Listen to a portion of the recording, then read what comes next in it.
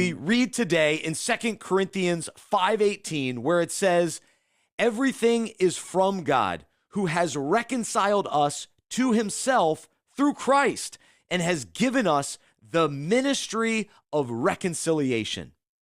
You and I were born into sin. And because of our sin, our pride, our greed, we are separated from a holy God.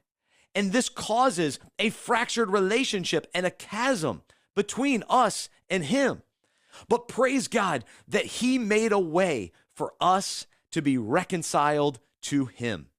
He sent his son Jesus to come to earth, to live the perfect life, to pay the punishment for our sin by sacrificing himself on the cross and then rising again.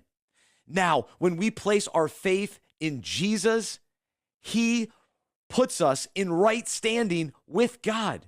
He makes things right between us and God.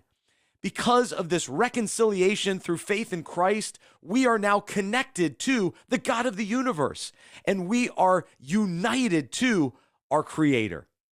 We are also given the ministry of reconciliation so that we now tell others that they too no longer have to be separated from God, that the chasm can go away, that they too can be in right standing with God. And so we share the gospel and let them know that by placing their faith in Jesus, they too can be at peace with God.